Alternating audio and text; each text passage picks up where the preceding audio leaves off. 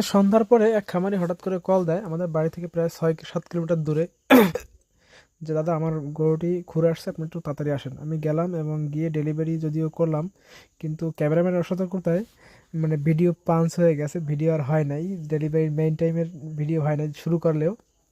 পরবর্তীতে ডেলিভারি করলাম, প্রথমে একটা বাচ্চা ডেলিভারি করলাম।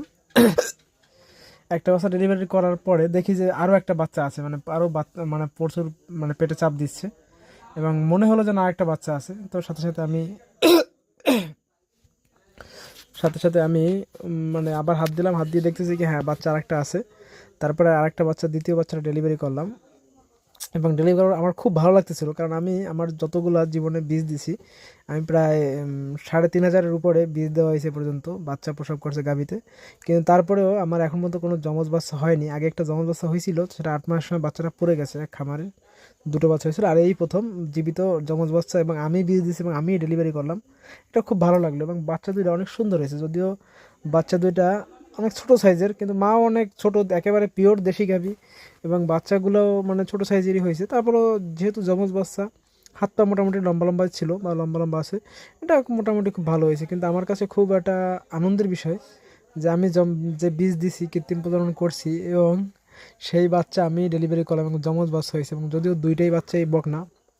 তো আসলে দেখেন এই যে গাভীটি মানে বাচ্চা প্রসবের পর শুয়ে উঠতে পারতেছিল না, এই জন্য গাভীকে মানে প্রেগনেন্ট অবস্থায় অবশ্যই কিছু ক্যালসিয়াম আয়রন খাওয়ানো উচিত, কিছু ডিবি পাউডার, কিছু ভিটামিক্স ডিবি, এগুলো খাওয়াইলে দেখা যায় কি আপনার গাভীর স্বাস্থ্যটা ভালো থাকে। একটু গাভীর একটু কুড়া ভুসি দিলে এটা আসলে মানে গাভীর জন্য অনেক ভালো হয়। কিন্তু দেখা যায় কি আমাদের মানুষরা আসলে আমরা গরু বছরের মতোই দেখি, ওরকম খাওয়াই না বা খাওয়ানো পছন্দ করি না বা কেউ সামর্থ্য করে না।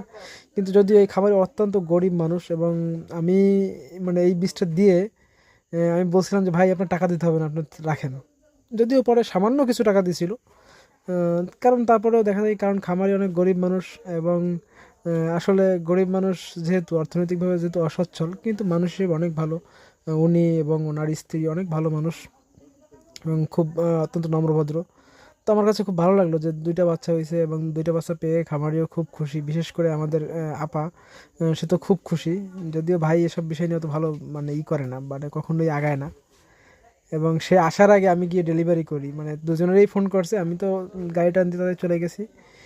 তো আর ভাই আসতে আসতে অনেক দেরি হয়ে গেছে, ডেলিভারি অনেক পরে আসছে। এবং দেখেন দুটো বাচ্চাই বকনা বাচ্চা হয়েছে, অত্যন্ত সুন্দর।